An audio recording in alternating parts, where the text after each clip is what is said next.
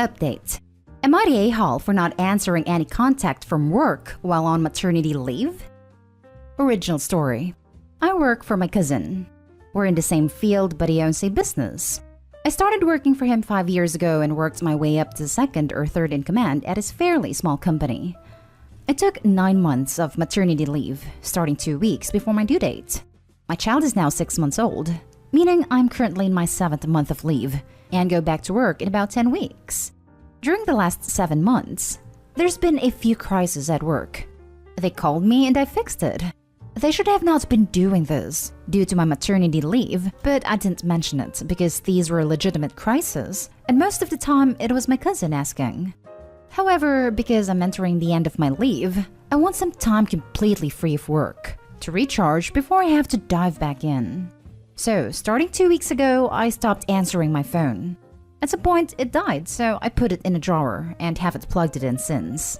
I have a landline for emergencies, a laptop to keep in touch with people, and a TV for entertainment, so I'm enjoying the break from the phone without issue. However, my cousin tried to call me about a week ago to get help with a client I handle. I had passed this client on to someone else, but something went wrong. My cousin called me to help, and because I didn't answer, I lost the client. I knew their contract was up for renewal, but I didn't think there would be any issues, so I saw no reason to check my phone. My cousin has told our family what happened. He's furious with me for not having my phone turned on when I knew that client would be up for renewal. He also says that as I had been answering my phone this whole time, I should have warned someone that I would be uncontactable. I've called the client and tried to fix it, but they've already signed on with someone else. My cousin, wanting to stop this from happening again as several more clients are up for renewal in the next couple months, has said I have to be available for the next couple months, so he can call me if there is another issue. I've said that I am on maternity leave, and therefore I should be left alone, so I will be leaving my phone off. And it's horrible of him to ask otherwise.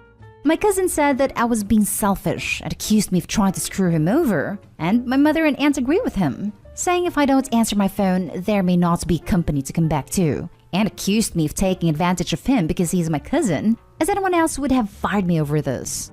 I responded that if my cousin can't run his own business without me, then he's incompetent and shouldn't be in charge of an omelet, let alone a company. They said that was uncalled for and told me to switch my mobile on now so he can call me if he needs, but I'm still refusing. Am I the a-hole? Now for the top comments before reading the update. OMG, the audacity of this man. Maternity leave means to take time off away from the job. In my country, once someone goes on maternity leave, they are uncontactable, and it's not an option to call them to ask them favors or even advice. Not the a-hole. Technically, that's how it works where we are too. But because he's my cousin, and because there were urgent issues, and because of my rank in the company, I felt obligated to help. Tell him, and everyone else, that you wouldn't be fired by anyone else for this, and that you could in fact sue them as it's illegal to cut into your leave. Besides that, you're not getting paid to do it. You have 10 weeks. Perhaps get a different job elsewhere? I feel like given I've had 9 months of maternity leave, by the time I go back, I need to stick around at least for a while. But that's assuming there's a company to go back to. I've been approached by competitors previously, but I'm not sure I could do that to my cousin. Everyone sucks here.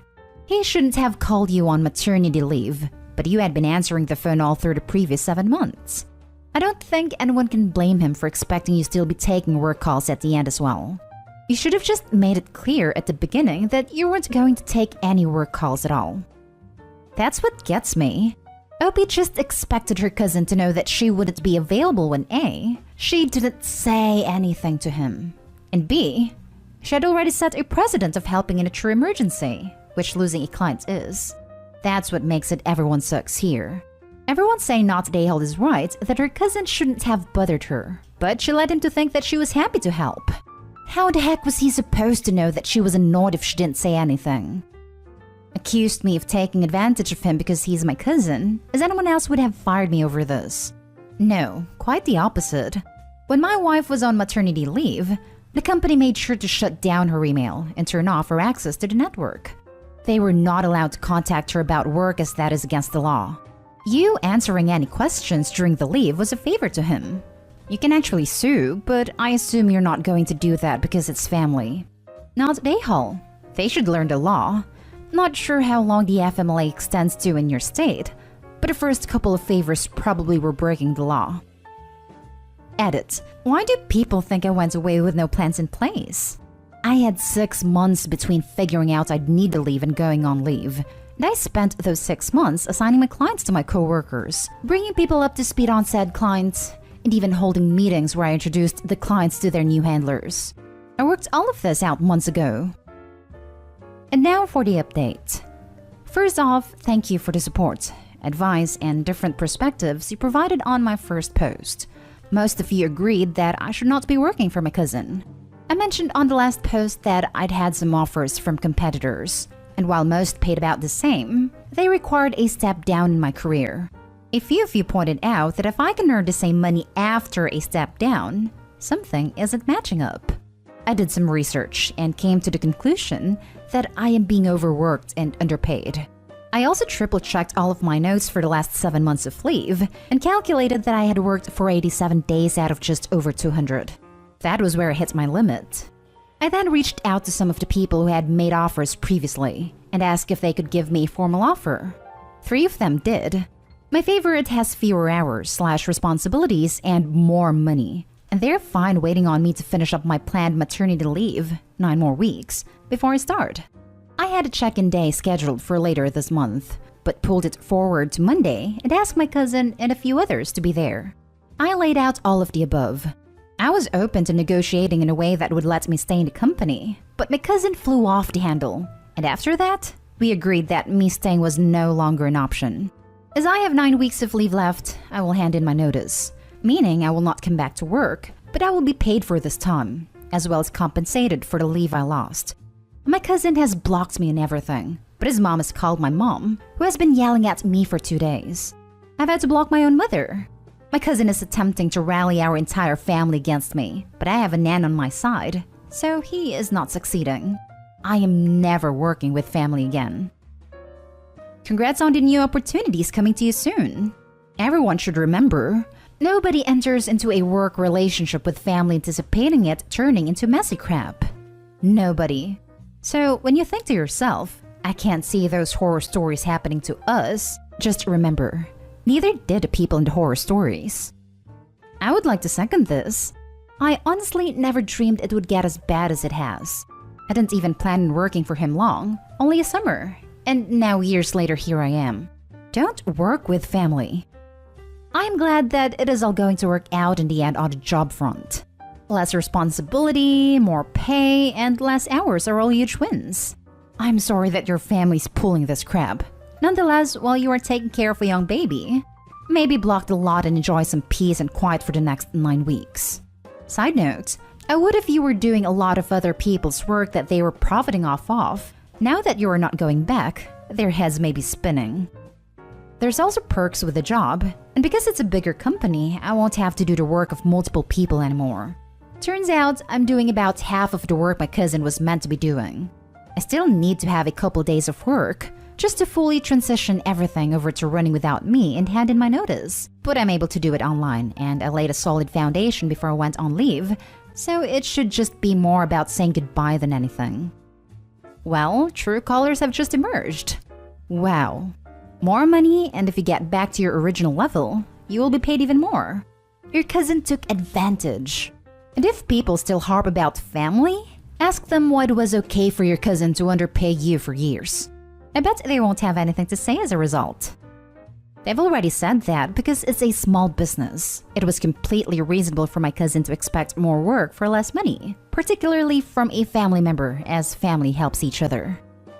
That makes 0 sense. So the family helps each other only goes one way, with you always helping your cousin, being used and underpaid? But when you need help, forget the family helps each other completely. Now for the next story. Am I the a-hole for pulling out of babysitting my niece and nephew without much notice when circumstances changed? I, 28 female, watch my niece 5 and nephew 3 for my sister and brother-in-law. They pay me a little, but I mostly do it because I enjoy it and the relationship has been good. And Until we found out my brother-in-law has a 6 and 5-year-old with a woman he cheated on my sister with. The story's messed up. My sister was expecting their first child when she was diagnosed with a fatal abnormality. While they were going through this, while my sister was agonizing over what she would do, he was turning to someone else for comfort. In his own words, they chose to terminate for medical reasons. And for another year, the affair was ongoing. 2 kids are the result. My sister found out in January. Brother-in-law knew about the kids and had interacted with them before. Decided to keep it from her, but then told her because he wanted to make it work with them being a family. My sister I'm not sure what she's doing, but she has admitted she doesn't think she can forgive them. Yet she worries about bringing her kids up in a split household. She also knows she can't look at his kids without thinking about their oldest daughter. Wonders why they got to be here but not her. How could she ever want them around when they're the product of a horrible choice during the worst time of their lives? But they're stuck in limbo and is trying to show her that they can be a family. And he started bringing the kids into their home and has asked me to babysit them on the occasions they're with them. I said no, that I didn't feel it was a good idea. He has since added pressure to me, tried putting me in a position where I need to take his other kids. So I decided it needed to stop. I had to pull out of babysitting niece and nephew. My sister understood. She decided to take time from work and be with her kids. But brother-in-law thinks I should have given a couple of months before stopping. He thinks overall I should have been willing to babysit all 4 kids. He told me I'm not helping, and I'll feel horrible when they're over this awful part. Part of me wonders if he's right.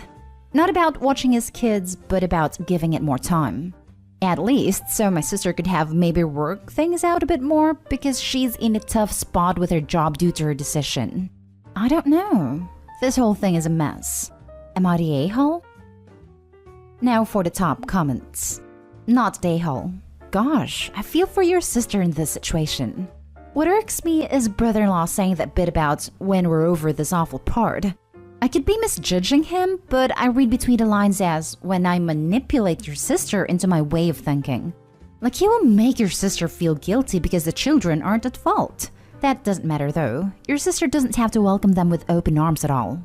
So now he's decided he wants to play happy families with 2 sets of kids. Your sister's supposed to just accept that? Bring the products of his affair into their marital home with their own kids? That's so twisted of him. He sounds very manipulative and gaslighty. I hope your sister finds a way through this, or even out of this if she so decides, which I wouldn't blame her at all. This needs to be higher. I can't see how his motives for bringing the kids from the affair could be anything other than an attempt to manipulate his wife. Also, OP, you are so not the a-hole. This is a whole mess of a situation for you and especially for your sister and her kids. I'm so sorry you're caught up in it. Wow, let's ignore like 90% of that. Because even without all the hot mess, you're not the a-hole for not doubling the number of children you're babysitting. No notice necessary on your part. He's the one who changed the situation. Not the a-hole. I'm sorry, but this post pissed me the hell off. I would never let my sister get back with someone that cheated on her. She's willing to sacrifice her only life just so the kids won't be raised in a broken home. But the kids don't care. They just want to see happy mom and dad. Co-parenting is not hard. They both can still do activities as a family, then go back home. I don't understand why people just give up on their life for the kids. Now she has to live with a cheater that had a whole family behind her back. I hope she finds someone who truly loves and respects her. I think for her, it's that she's already lost so much. She lost her first baby, her baby girl, and her world fell apart so hard. For her, divorcing means not seeing the kids she does have the whole time. It means accepting if they get a stepmom down the road. It means having to admit things fell apart even more. And I think right now she just can't face that. We've asked her if she can really imagine herself being happy with him again, but she said she doesn't know if she can be happy at all. So at least the kids having mom and dad together would be good, at least to her. Now for the last story. Am I the a-hole for kicking my co-worker out of my wife's baby shower? I, 29 male, work in a pretty tight workspace. We have about 9 of us in my department, and it's a pretty even split between men and women. There's one co-worker, Eva, 20 female, who started working here a few months back. She's really good at her job and seems to get along with everyone. We get along well as we work on projects together and are usually in the group of people that are last to leave most days. I learned some weeks ago that she was calling herself my work wife. I knew what the term meant. The sentiment wasn't shared and I've expressed as much. I don't think I've been rude about it. I just let her know that I'd prefer for her to keep things a bit more professional. There's no real harm in the term, but for someone who doesn't understand a joke, it just looks and sounds wrong. I'm also a happily married man, and my co-workers, including Eva, know this. I thought I had done a pretty good job nipping things in the bud after our conversation. I no longer heard the jokes from her, so I didn't think it would be an issue to invite her to my wife's baby shower. My co-workers are all vaccinated. Our job helped us get them, and my wife worked from home, so there wasn't much concern for the sickness that shall not be named. Eva comes in and immediately starts back up with the jokes. "You're Opie's home wife? Nice to meet you. It's so nice to see you takes care of my hubby when I send him home." My wife is a very sweet and patient woman, so she just laughed it off, albeit uncomfortably, and moved on. However, the jokes got worse and wouldn't let up. At one point, Eva was telling people she would be our baby's second mom. My wife's friends and family were annoyed, and my wife looked very uncomfortable. I had pretty much had it by then, and took her aside and told her that the jokes weren't funny, and that she could either apologize to my wife right now for being so inconsiderate and gross, or she could just leave. She chose to leave. Word got around to our co-workers what happened, and while they agreed that she was acting inappropriately, that I should have let her down a little easier, as it was obvious she likes UOP. Am I really the a-hole for kicking her out? Not the a-hole. Send HR an email about this behavior to get it on the record. This. OP, do not take chances here. Get to HR first thing in the morning and tell them everything, starting with the previous jokes and you having asked her not to say that. Not the a-hole. I don't think work wife is cute, especially in that situation. Your wife was probably mortified, but I'm sure it helped that you handled the situation and stood up for her. She must be very patient and sweet, because I'm not sure I would have been able to keep my mouth shut. You have addressed this with Eva before. I'd borderline say it's harassment at this point. It's not cute, it's not funny, and Eva needs to be a mature adult and act like a professional. Completely inappropriate, but especially at you and your actual wife's baby shower. There's nothing borderline about this harassment. I am an HR professional, and this 100% merits a report to the company. In case OP is hesitant to come forward for fear of costing her a job over nothing, it's not and don't be. I expect she would get an official warning and file, as is unlikely to result in her immediate termination, unless there are other documented issues or she's in a very strict probationary period. Not the a-hole. You already asked her to stop once before. Forcing the work wife thing outside of work is creepy and super unprofessional. She chose to leave, rather than stop like you ask.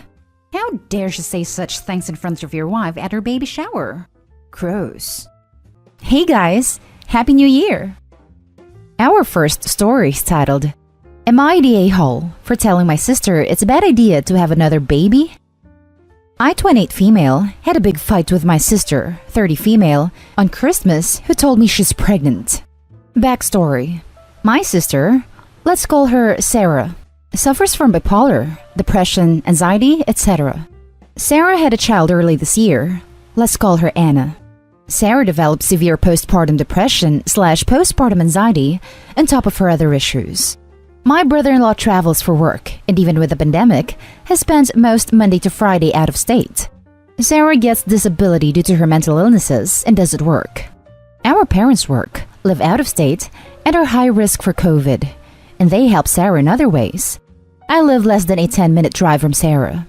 Sarah had a breakdown and was admitted to the hospital where she stayed a month when Anna wasn't even 2 months.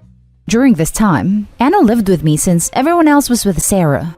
After, it developed into a routine where Sarah would spend most of the day in bed, unable to care for Anna, and I'd have to take the baby. I've spent nearly a year now being the main caretaker for Anna Monday to Friday, plus trying to work from home. Anna has spent 75% of her weeks with me. The other 25% is when brother-in-law is home, or when Sarah is at my house with Anna. Even weekends when brother-in-law is home, I've had Anna 30% of the time as Sarah gets in destructive moods, and it isn't safe. My sister swears she'd never hurt Anna. To be fair, when Sarah is having a good day, she's a good mom to her. But she can't manage most days, and a precedent has been set that I'll be there for Anna when my sister can't. Sarah, brother-in-law, and Anna came over for Christmas. We were exchanging presents and I opened one for my sister. It was a pregnancy test and onesie that said, "Baby number 2 coming August 2021. The only thing I could say was, "Are you serious?" with an edge to my voice. Sarah lost it when I wasn't overwhelmed with joy. I approached Sarah after a bit and I said plainly that I wasn't excited about this, and I thought it was a bad idea and explained why. I told her I was worried about her mental health and unsure how she was going to care for another baby when Anna spent most of her life with me. I also said I was anxious about getting stuck watching both Anna and the baby. I told her that I wouldn't do it unless they paid me to be their full-time nanny. I told her how stressful it is working from home and watching Anna. I told her it's unfair to me, and her kids aren't my responsibility. I'm at my limit, and it just all boiled over. Sarah told me that I'm not being supportive, I'm shaming her mental illnesses, and I'm calling her a bad mom. She spiraled again during our convo and became destructive. My brother-in-law was able to get her to leave, leaving Anna with me. They got Anna the next day, and I haven't heard from them since. Brother-in-law is home through mid-January though. Am I the a-hole for telling my sister it's a bad idea to have another baby? Edit. I do want to add that CPS has been involved since Sarah's hospital stay last spring. Now for the top comments. Not the a-hole. I was prepared to call you the a-hole because nothing much can be done now that your sister is pregnant. Then I saw that you've been caring for the kid she already has. I told her that I wouldn't do it unless they paid me to be their full-time nanny. Good for you. Stick to your guns. She's using you. Sarah told me that I'm not being supportive. No, you're just not being her free nanny. She's not being supportive of you by trying to tie you down and negatively affecting your life. She spiraled again during our convo and became destructive. Oh great, she can't handle being told no. This is exactly why she should get help instead of pregnant. At least we can hope she gets both. Edit. Yes, I know she could have an abortion. Poor word choice. What I meant was that it's much easier to convince someone not to get pregnant than to terminate a pregnancy that they, however stupidly, want. At this point, there is probably nothing Opie can say to convince her to change course. She can only refuse to play nanny. I was also fully prepared to call Opie the a-hole. Who would tell someone who's already pregnant that they shouldn't have the baby? But wow, she's not the a-hole at all. The sister is a humongous a-hole, especially for giving a positive pregnancy test to Opie as a gift. She was all but saying, "I'm having another baby for you to take care of." Unbelievable. Not the a-hole. She can't have babies and expect you to raise them. Stick to your guns. It is not your responsibility to raise someone else's children. Not just a she issue. Brother-in-law needs a new job and to step up big time. Opie is enabling their behavior by bailing them out. I highly doubt brother-in-law would have knocked up the sister again if he was pulling his weight with Anna. This isn't a Reddit question. You need to contact social services and find out what programs are available in your area that would help your sister care for her children and protect those children. Thanks. I don't want to get into it too much, but CPS has been involved since her hospital trip last spring. I do appreciate your concern though. Now for the next story. Am I the a-hole for not paying for my former substance addict brother's dog's surgery, leading to its death, because I believed he was trying to scam me again? Title is a bit of a doozy, but sums it up basically. My 27 female, brother 32 male, has struggled with addiction for a long portion of his life. It started when I was in middle school, and he would steal my parents' money, sell their things, and stole medication from some of our relatives. My parents would tell me to never trust my brother, and nearly everything valuable in our home was kept under lock and key. My parents were always trying to get him help, and after an intervention, they had a massive fight, and he just left when I was in 10th grade. When I was a college sophomore, he reached back out to me and we started having a really tentative relationship. He promised me he was getting better, that he was seeking help. He told me that he had been in rehab, but he couldn't afford it anymore and our parents weren't returning his calls. He even showed me an admittance form, or some other type of official-looking medical document, that proved he was in rehab. He asked me to loan him $3,000 for rehab, because he needed to pay tomorrow or they'd kick him out. I had been working my butt off, and that money was meant to pay for this semester's tuition fee. He ghosted me afterwards. Obviously, it was a scam for D money. You probably think I'm stupid for believing him, but I really wanted to believe him. I was just an ignorant college kid back then, who really wanted her brother back. After that incident, I learned to never trust him again like my parents originally warned me. Last year, he reached out to my parents and I again. We haven't met in person because of COVID, but we've had a couple Zooms and texts. It's just a really tentative, barely there relationship. I think my parents are just scared of getting hurt again.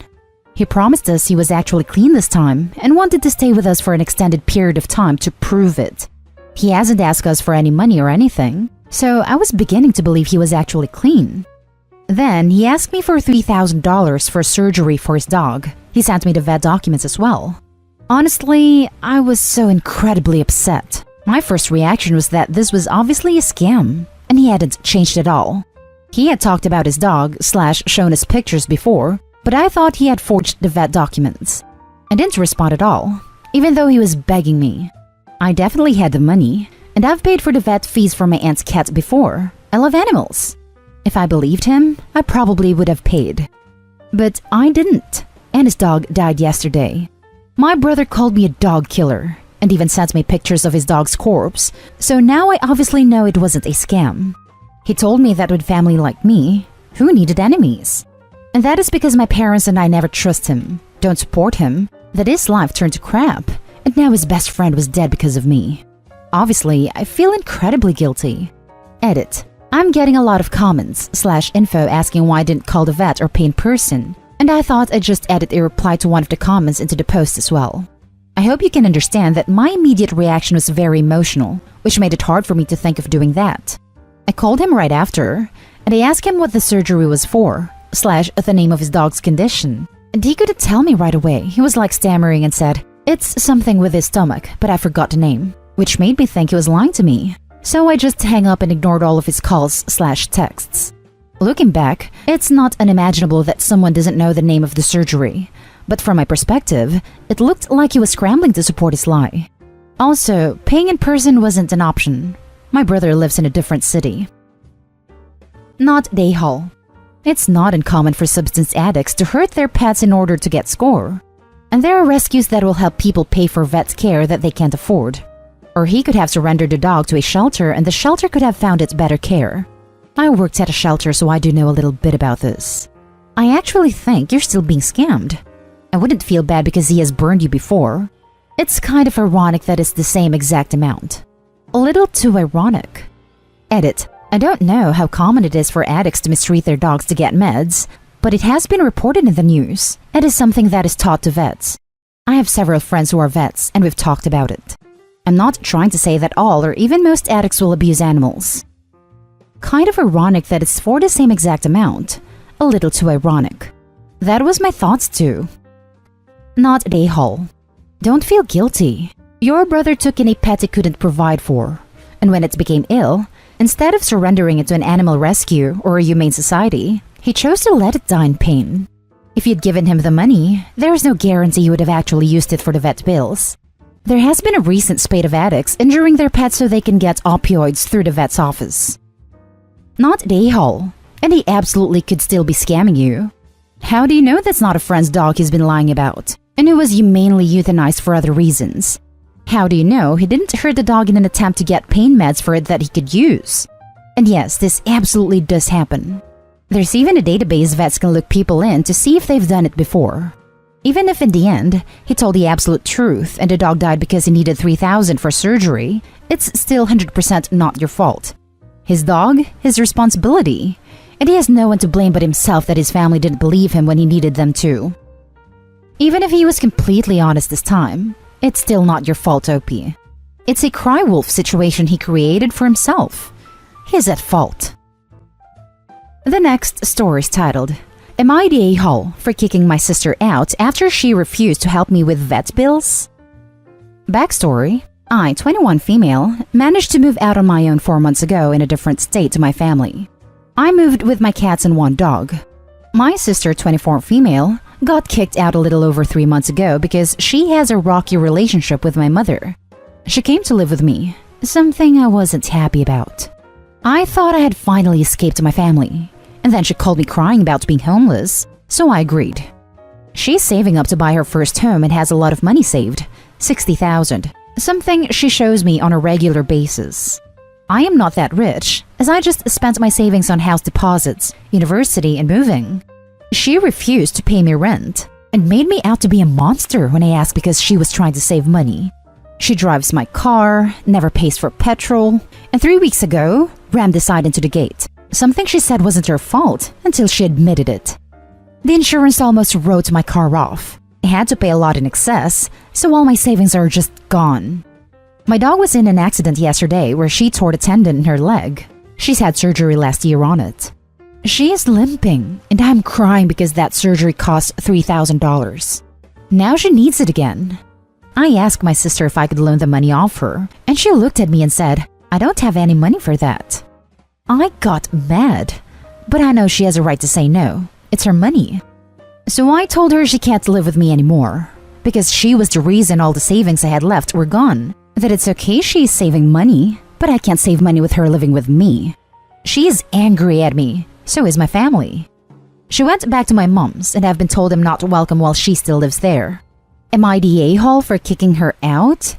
I feel like it was petty, but she knew I had no way to pay it after spending so much money fixing my car that she ruined.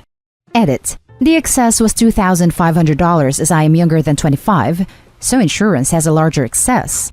I told her I would give her back $500 when I get paid, as she said she would pay for the car. She didn't, and is now saying she wasn't at fault.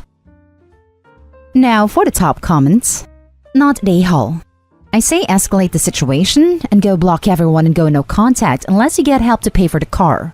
Make it about the car, then you will have money for the dog. Tell your family she flouted money in your face, crashed your car, and refused to pay rent. She can get bent for all you care. Keep emotion out and logic in.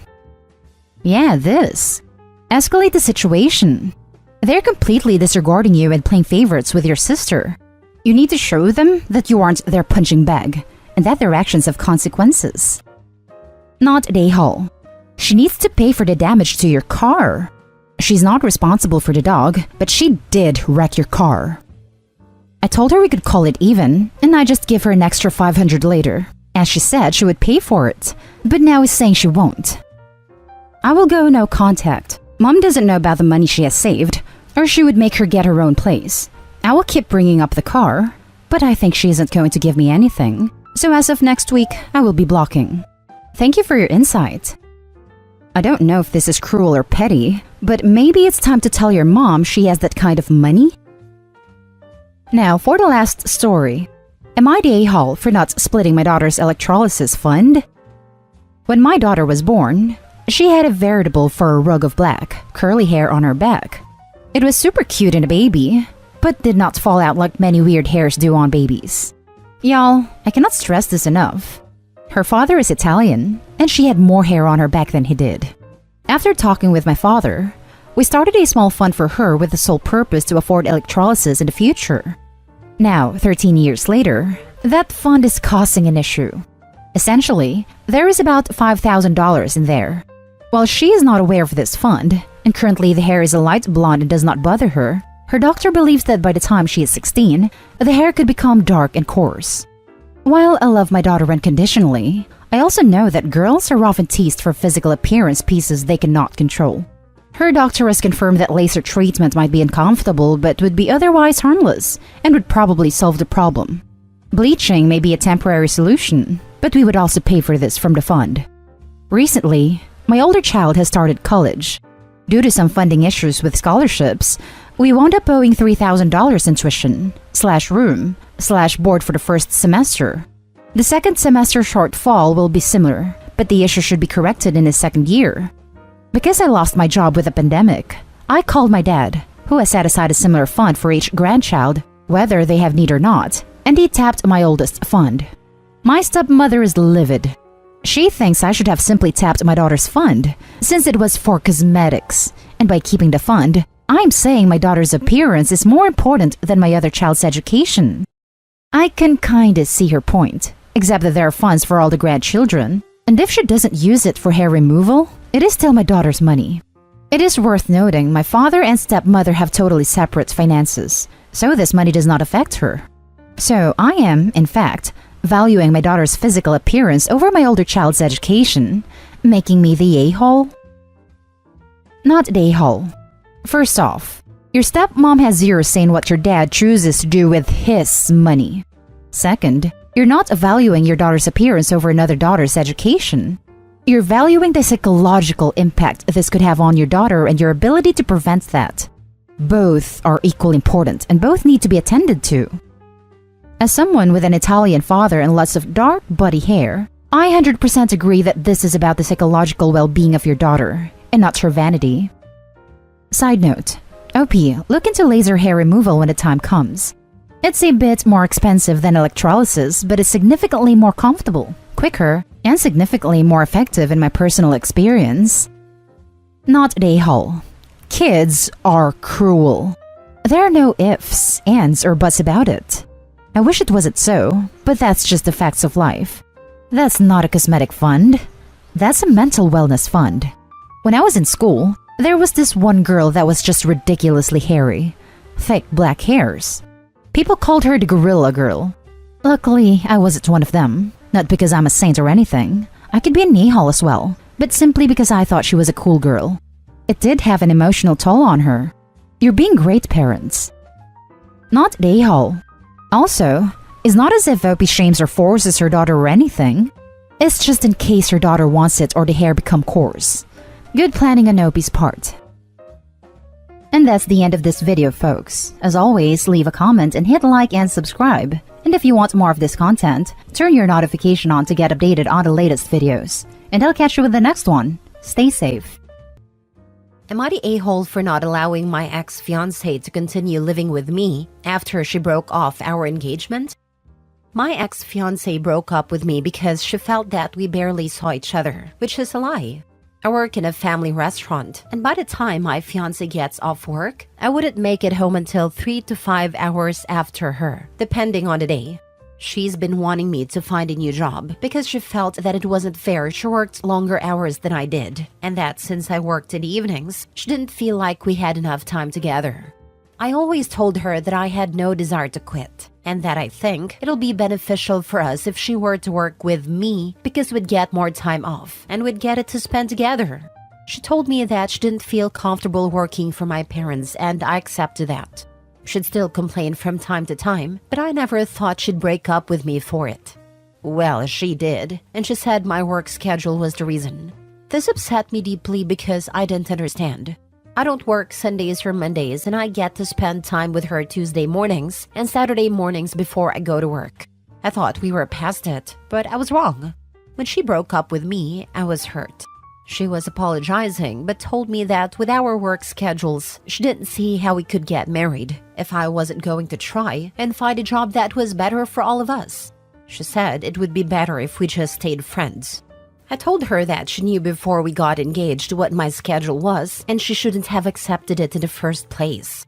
She told me that she accepted it because she thought that over time I would try and find a different job. After our breakup, I avoided her after that because I didn't really want to see her anymore. But then I felt that I shouldn't have to be the one uncomfortable in my own home. It's not big enough to avoid her completely, and I've felt that she needed to move out.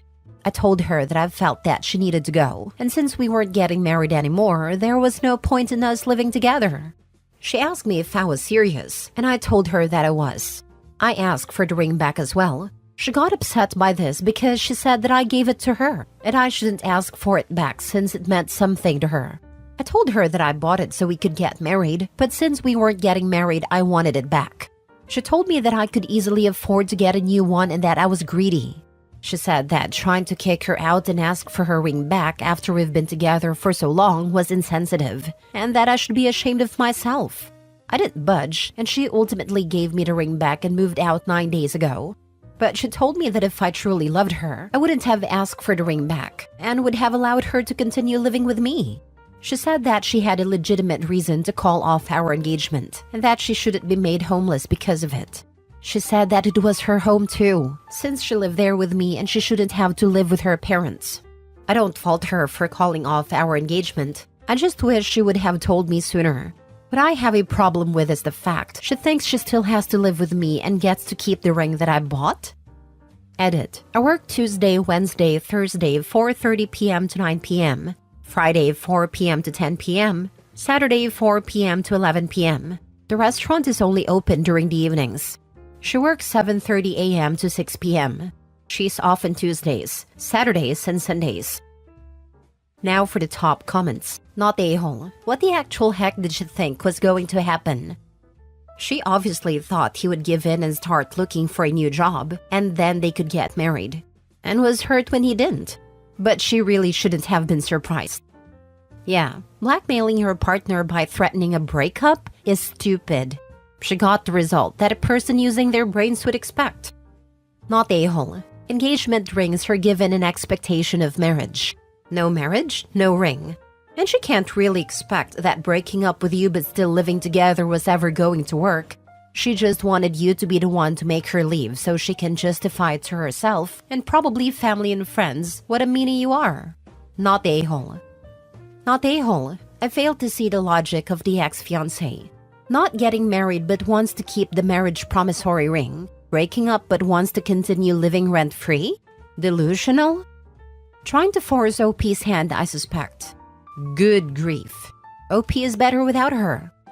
She sounds delusional. Was he suddenly supposed to say, "Oh, I prefer you staying here and keeping the ring, even though the sight of you really hurts me"? Or was he supposed to suddenly have an epiphany that his job needed to be changed and how awesome she was right there still when he got a new job? She's manipulative. I don't think she really expected them to break up. Really break up permanently. Next story. Am I the a-hole for reporting my fiancé and her lover to the FBI for credit card fraud on the OFans platform? Not long ago, I was engaged. My girlfriend seemed like someone you could build a life with. She was beautiful, intelligent, admired, and respected by everyone who knew her. She always had good ideas and instincts when it came to making money. She was the girl of my dreams, and I genuinely wanted to spend my whole life with her. After 2 years together, I proposed, and we planned to get married in Bali in 2025. In March of this year, I noticed something off about her behavior. She started coming home 4 to 5 hours late, often with excuses that didn't add up. I also noticed she put a privacy screen on her phone, making it impossible to see what she was doing on the phone. She began leaving the house looking like a diva, with impeccable makeup, dyeing her hair more frequently, and changing her hairstyle. She had always been well-groomed, but these changes seemed excessive, like something only models and stars do. I felt uneasy, and the feeling wouldn't go away. So, I put an air tag in her car to track where she was when she was late. The same day I did this, I saw she was far from home, and her car was parked in a rough area. I drove like a madman until I found her car and waited for her to return. After several hours, she came out of a house with a man. Surprise! They kissed passionately as they left.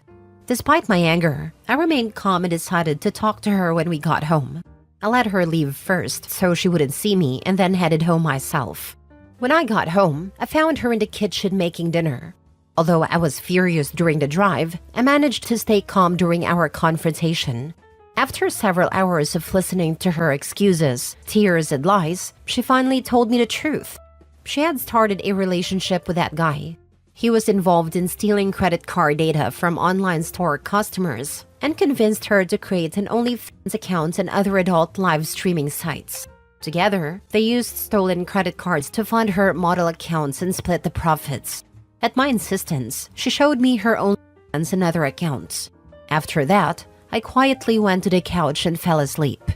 The next day, I contacted the police and sent an email to the FBI explaining what my fiancé was doing.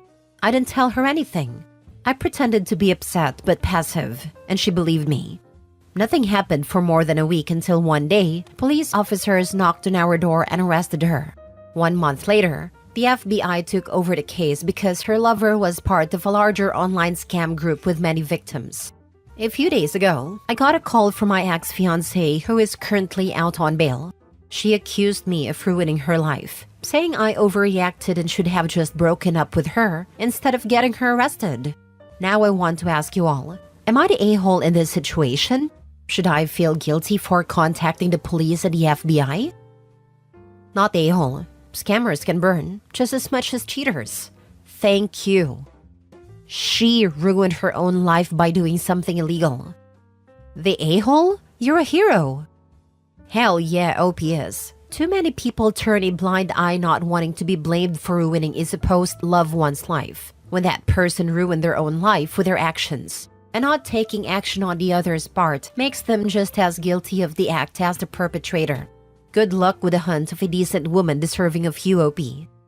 Not a-hole. There's nothing she did in this entire story that is the least bit sympathetic, and you owe her nothing. Also, just for what it's worth, she wouldn't have been arrested if they didn't have solid evidence of her involvement. And that means if you had just reported the lover, she probably still would have ended up being arrested. Right. Everything about this is disgusting and horrible. Cheated and carried on an entire relationship while she was engaged to someone else. Exposed her partner to whatever she may have contracted from the person she was sleeping with, or that person's partners. Created a pornographic account online with the person she was cheating with. Willingly committed multiple crimes. Stole and participated in what appears to be money laundering. If this was really a group of scammers, she may have been part of organized crime and might even be subject to RICO laws. She does not seem like a redeemable person. I hope he recovers and goes on to find someone who treats him well. Next story. Am I the a-hole for blaming my wife for our homelessness and yelling, "What the heck did you think was going to happen?" My wife and I are really struggling financially and moved in with my mom to help us get back on our feet. I know it hasn't been easy on her, but I just can't believe what she did. So, my stepsister is getting married and wouldn't invite my mom, as her and her siblings hate her. My stepfather refused to attend without my mom, and it was a whole big thing. I think his kids thought he was going to cave because he was always a pushover with them, but he meant it and didn't go to the wedding. I'm sure it hurt him, but he comes from a pretty patriarchal culture and he isn't going to openly show his emotions. My wife was upset on the day of the wedding, as she believes kids should always come before your spouse, and that his behavior is disgusting. I don't disagree, but it also isn't our business. My wife took some pictures of him the day of the wedding to show my stepsister that he wasn't sad enough. He was just hanging with my mom, and in one of the pictures he is laughing. But I find this extremely uncomfortable for a few reasons. It is creepy and invasive to spy on people and take their pictures. They aren't even properly dressed in some of them. Like in one, I can very clearly see his junk as he is just wearing his boxers. And no, he doesn't walk around the house like that. In another, my mom appears to be wearing his shirt with nothing under it. So it is just weird. Also, we are guests in their home. Well, his daughter sent him the pictures and said she was glad he had his whore to comfort him. He realized what my wife had done and blew up. He called us ungrateful leeches, called her a bee, and he threw our clothes all over his lawn. I'm furious. Living with them was such a great opportunity to rebuild financially, and she ruined it. I lost it and shouted last night that it is all her fault. And what the heck did she think was going to happen? She is furious and says I had no right to speak to her like that, regardless of what she did. Now for the top comments. So your wife spied on your parents, waited until she could catch them in an unflattering moment, took their pics without consent, and then sent the pics to someone to feed their rage? Your wife is an a-hole. The pictures aren't even that unflattering. They're just creepy. Neither of them walk around a house like that, so I can't even figure out where they were taken. She claims the sauna in their bedroom, so that means she was literally spying. I'm just curious what she thought the outcome was going to be. What did she have to gain from it, other than causing drama and issues within the family dynamic? He just wanted his kids to see he isn't as good of a father as he pretends to be, because he always puts my mom first. My stepsister seemed to think he was at home crying, so she wanted to prove he wasn't. which doesn't even make sense to me, as not everyone shows their feelings outwardly and it did seem sad that day. The heck is any of this your wife's business? It wouldn't even be her business if she was their full sibling, let alone their step-sibling spouse. I just cannot even fathom involving myself in someone else's family business like this, especially when the family members I'm raging myself against are giving me house space. Some people don't have the self-preservation instincts of a toxoplasmosis-stricken rat, and your wife appears to be one of those. Not a-hole. Why are you still with your wife though? That was my first thought. Second thought was, what the heck did his mom and dad do to make the stepkids and his wife hate them?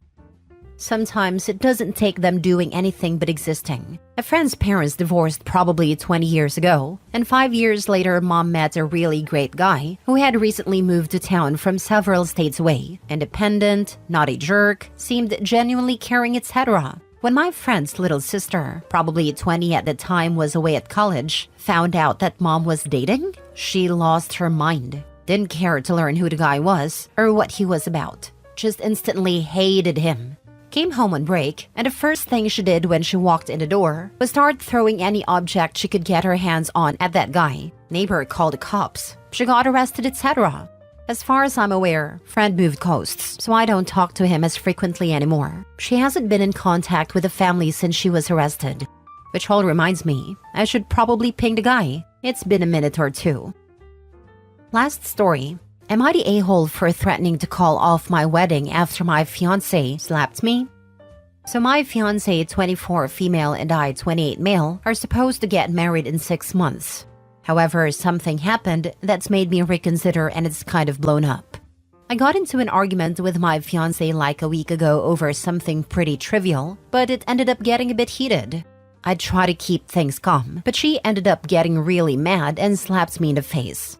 I was kind of shocked for a minute and then just told her she needed to leave. She refused at first, but then I raised my voice slightly and said, "You need to leave right now." She got some of her things and then went to go stay with her sister. I'm now considering ending things with her after she got physical with me. I honestly couldn't believe she did that. However, I've gotten massive pushback from pretty much everyone around me, telling me that ending our relationship and calling off our wedding over that is a massive overreaction. She did apologize, but I told her it doesn't change anything. My family is telling me I'm being crazy to end things over that. My friends are saying I'm massively overreacting. I pointed out that if I had done that to her, she would have almost definitely left me, and would be 100% in the right to do so. They're all saying that's completely different because I'm significantly taller than her and physically stronger, while there's no chance she could ever physically overpower me. That is true, but I don't think it changes things. I'm being accused of weaponizing therapy language and appropriating the struggles of domestic abuse victims when what happened to me was in no way comparable to what genuine victims go through. I feel like I'm losing my mind and I'm doubting my reasoning now. Am I the a-hole? You would be the a-hole if you didn't end it. Can you imagine what she would do to possible future children when she gets angry and frustrated? She's not who you thought she was. Also, friends and family don't get a vote on your future happiness. She is showing him who she is, and she's someone who hits in anger. Any children would not be safe. OP would not be safe. Why would anyone want their son to stay in a relationship that is already deteriorating to violence? Absolutely. Once physical boundaries are crossed, the relationship's foundation is compromised. Protect yourself, OP. Not a-hole. Call it off. Everyone is trying to gaslight you. For some reason, so many people still think it's okay for women to be physically abusive to men, but it is never okay.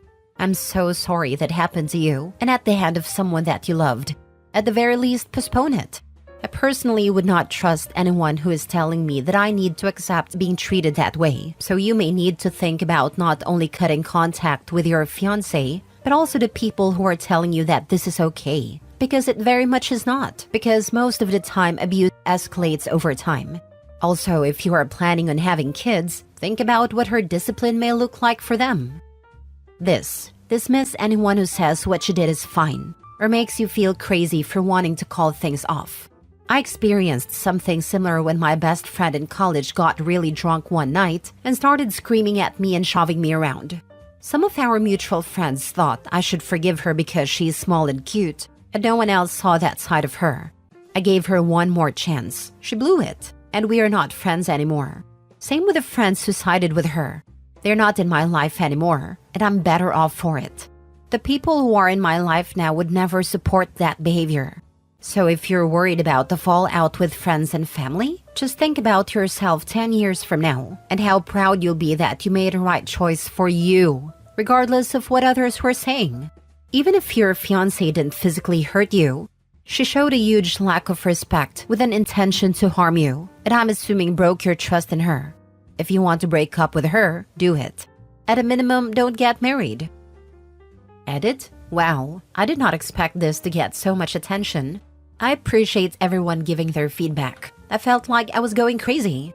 I'm going to take some time to think about where to go from here. Thank you. Am I the a-hole for taking my nephew back to my sister's husband after she left him with me? My sister had her baby 6 months ago, and this morning she brought him to my apartment. It was 10 a.m. and I, 19 male, was half asleep. She asked me if I could watch him really quick because she had some stuff to do and call her if anything. He was asleep, so I said okay, but he woke up 20 minutes later crying. I gave him his bottle, and he was calm for a bit, but started crying again. I don't know what to do with babies, so I called my sister. She says she's still stuck running errands, but she'll try to be there soon. When I asked if Ted, her husband, could come get him, she said to leave him alone because he's busy with work at the house. Literally an hour later, and he's still screaming his head off. I tried looking up how to calm him down, so I'm rocking him, trying to play on the floor or showing him my phone, but nothing. He wasn't having it. I called my sister 2 more times. First time she tells me to give him his bottle, which I already did, and says she'll be here soon. Second time she tells me to relax, and she's almost done. Called her again 40 minutes later, but this time it goes to voicemail. Then I started to smell something bad, and it was because my nephew pooped in his diaper.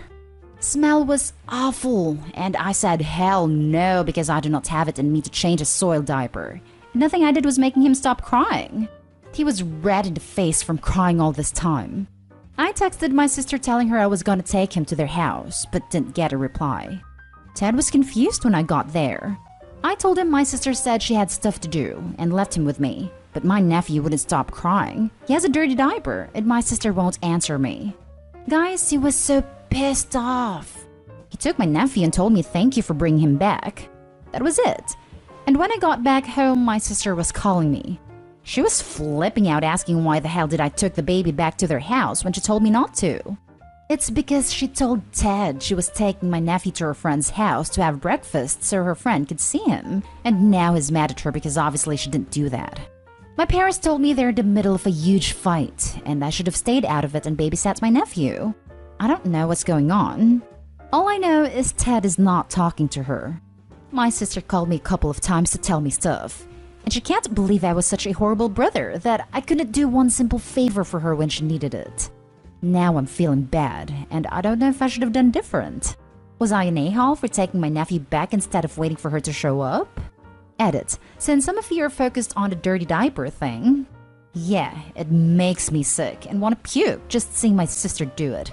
Not gonna have kids because I'm not built for that stuff and wasn't gonna even try it with him. Also, he wasn't with a dirty diaper that whole time. Less than 15 minutes because as soon as I knew it was a dirty diaper, I drove him to their house. He definitely wasn't dirty before that because he was making a face when he did go, and that's when the bad smell came. Now for the top comments. Not at a-hole. Who lied to her husband? Your sister. Who lied to you? By omission? Your sister. Who did pick her phone when her baby was left with a babysitter? Your sister. Who's responsible for the situation? Your sister. I had a It Was Agatha All Along song running through my head reading this. And I cheated on my husband too. Not a-hole. Sounds like your sister is having an affair. Shame on her for putting you in the middle. Holy smokes. I didn't even think about that. Enjoy the waning innocence of Utopia.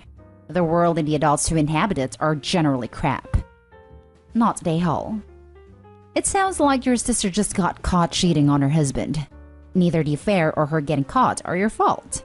Your parents are either being lied to about what happened or are a-holes for enabling your sister. You didn't insert yourself in this situation. Your sister dragged you in. My brother-in-law was seen kissing another woman at a bar one night, texted his wife the next day asking for a divorce, and spent the next several months swapping heart emojis on Facebook with the other woman, and my in-laws insisted didn't cheat. Some people just want to be delusional.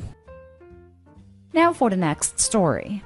Am I the a-hole for kicking out my pregnant sister after she accused my girlfriend of cheating?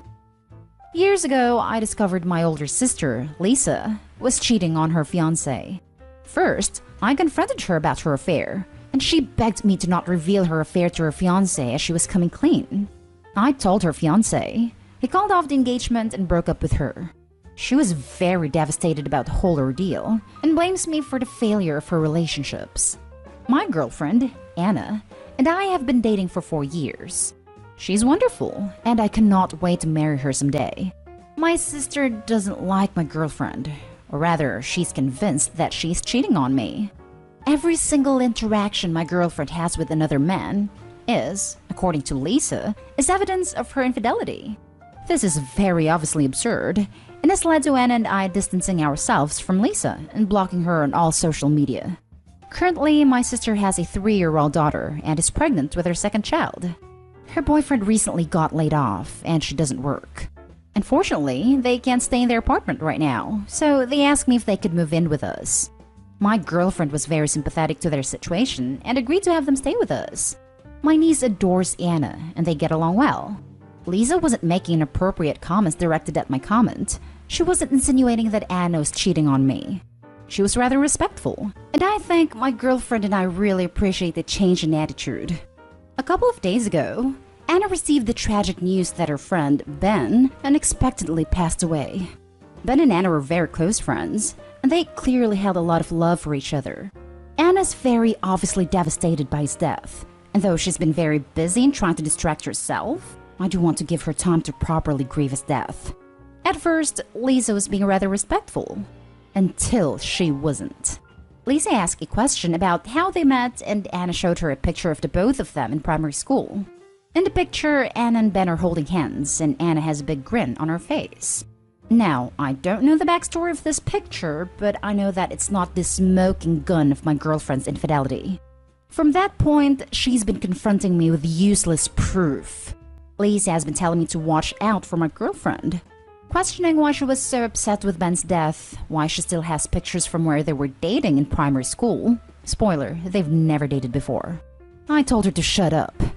Lisa, while Ben's brother had come to visit Anna in our home, heavily insinuated that my girlfriend was an easy girl because she moved on from one brother to the next. This was extremely disrespectful, and so I yelled at her and kicked her out. Now I'm starting to feel guilty. My sister has nowhere to stay. My parents aren't very fond of her boyfriend, so staying with them isn't the best option, and Anna and my niece were having a great time. I'm starting to feel bad. Am I the a-hole? Not the a-hole. You made it clear to Lisa that her advice was unnecessary regarding Anna. She didn't get the message. If you want to be nice, give her one more opportunity so that she can work it out. Because there is a child in the mix. Make it absolutely clear that what Anna does or does not do regarding your relationship has absolutely nothing to do with her. And any comment regarding Anna will result in you asking her to leave in next days. It's a shame. I think bonding with my niece was putting a good smile on Anna's face. That's another reason I didn't want to kick them out. Not the a-hole. So the boyfriend can't get along with your parents and your sister can't get along with your partner. I'd say they are the problem. You don't need that disrespect in your own home. I know. I feel really bad for Anna though. She doesn't need all this right now. Not the a-hole. Hey, your sister made her bed. Now she can sleep in it. Just not in your house. Not the a-hole. Sounds like your sister is projecting hard, or she wants to make others feel as miserable as she does. Next story is titled, Am I the a-hole for telling my sister I don't know how to help her and I don't want to get involved when she suggested stuff? My sister, 32 female, got married in August. She has 2 kids, ages 11 and 10, while her husband has a child who is 8. My sister and her husband were dating for 4 years, and the kids were introduced a year in. Back when they were still in those early stages, my niece and nephew told her they didn't want a step family. She took them to therapy, and then about 6 months later brought her husband, then boyfriend, in. The kids did not have a change of heart, and my sister decided they would just need to deal. And so she moved in with him, they got engaged, and then during the pandemic they got married in what was supposed to be them and the kids. But my niece and nephew ended up with my parents because they didn't want to go to the wedding. It broke my sister's heart. I remember talking to them the day before the wedding about it and asking them why they were so against it. And they explained they didn't want a stepdad or a step-sibling, and they didn't know why it couldn't be just them. I told them he made their mom happy, and if he was nice to them, maybe they could not call him stepdad, but still give him and his son a chance to be people they care about. It didn't work, obviously. Since that point, nothing has changed. They resist spending time as a family, and they resist time with just stepdad/stepbrother. And my sister is frustrated and angry because her husband is not happy that his son feels left out and unwanted. Their marriage has hit some hurdles. She talked to the kids and asked them why they were so resistant, and they said it's because they don't like or love either of them and that they don't need them. My sister came to me and asked me to help, and I told her honestly that I didn't know what I could do. She told me I could get a little firmer with them, and since they trust and listen to me, as well as confide in me about this stuff more easily, that I could add pressure to make them come around. I told her I did not want to get involved like that it could end up hurting my relationship with them if they feel like I've turned against them. I said I honestly think they will just need to talk it out with therapists, and whatever ends up happening, happens, and I don't know that anything we can do really change it. She told me I wasn't a very good aunt and sister if that's how I feel, and how I respond when asked to help something that is very important. I offered that I could maybe try to encourage it more gently again, and she told me that was the same as doing nothing. I do feel bad. I just honestly think that pushing has not helped any relationship so far. They're not as close to my sister or my parents because they came down harder on them. And if they feel isolated from everyone, it could easily discourage them wanting to try because who knows what resentment could build. So now I'm wondering, am I the a-hole? Now for the top comments. Not the a-hole. Stuff like this is hard for kids. And you should never be in a position where you have to fear losing the good relationship to them because of your sister's choices. I know this is off topic now, but for me it seems like she rushed this decision without giving enough space for her children to express their feelings, so now they wall up against everything. And I think it's not your job nor responsibility to fix this now and give your niece and nephew the feeling of everyone being against them. Staying as neutral as possible here is probably the best. Good luck. Not Dayhall. I think your sister is trying to place a completely unreasonable burden on you. As you say, the real risk here is damaging your existing relationship with your niece and nephew. You can continue to try your gentle approach and anything else you feel comfortable doing. Not Dayhall. OP, maybe because your sister's kid seems to like and respect you so much, you could lead by example and develop a relationship with stepson. Make a point of spending some time with him each time you visit. Play a game that he likes, etc., and the other two will eventually follow. They'll want to know what cool auntie finds so interesting about this kid. Good luck, Opie. You're doing great so far. That has actually never helped. We've been developing a relationship slowly over time, and I have tried to make it seem interesting to the kids. But no dice. It will eventually, if you take the little boy out for ice cream or to a park or whatever. There's no obligation on you. But if you do want to help, Above's suggestion does seem to be the best idea. You just build a positive relationship with the boy, and if the older kids want to participate, they'll have to be civil. If they'd rather stay home than participate because the little boy is there, let them. Don't force it. The little boy will get extra attention that might help him while his older step-siblings are acting poorly. That's what they do. Before COVID and stuff happened, step-nephew and I had spent some time together. I'm saying step-nephew to make it more clear who I'm talking about to others. We do ice cream or pizza occasionally, and my niece and nephew never wanted to come. They never wanted to join us for Mario Kart or the park. Not saying it might never work, but I don't see it as something that will get them interested, no matter who is involved. Yet, when it's just them and me, they jump at the chance. Last story is titled, Would I be the a-hole if I kick my brother and his wife out even though I know they can't support themselves and their newborn baby? Okay, so this is complicated to me. So I, 23 male, am kicking my brother, 25 male, out at the start of the month. A little backstory. My brother and his wife, 23 female, who is pregnant at the time, were kicked out of her mom's house back in September of 2020. My brother asked if he could move in with my wife, 22 female, and me for a few months while he got another job and made enough to get a place for him and his family.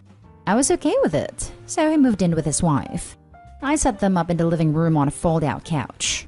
As months went by, he didn't find a job, but kept saying he was looking for one, and he had no way to get to any interviews.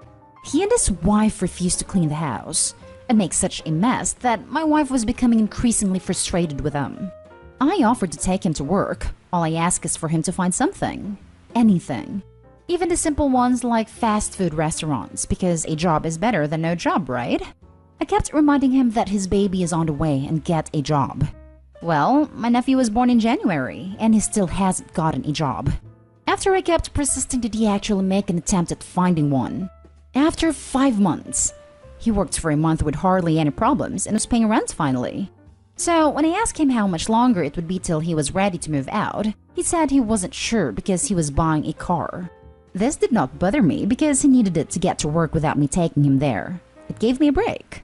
The problem really came when he got the car. He started to not go to work. Instead, he would drive all day and night and sleep when it was time to work. I asked him what was going on, and all he could say was, "Don't worry, I still have a job," and then shut me down every time I persisted. Well, a week ago I was at work and my wife called me on the phone saying I needed to get home immediately because my brother cussed her out. I get home and my wife explained that she said she's worried they aren't saving any money, and he started cussing her out saying, "Don't count my pockets." I told him I will count your pockets anytime I feel, because I need to make sure he leaves like he said he would. He told me to go screw myself. If he doesn't want to let me know how much money he is saving back then, he needs to set a date to leave and stick with it. He said to give him till the end of the month. I agreed. So he is scheduled to leave at the beginning of the month. But I know for a fact he will not have enough money to get into a place or take care of their newborn baby.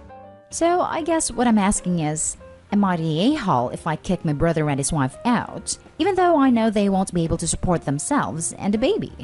Edit. My wife agreed to have them move in. She thought it would be okay to help. She views my brother as an older brother, though we both slowly started to resent him and his behavior over time. She lost faith in them quicker than I did.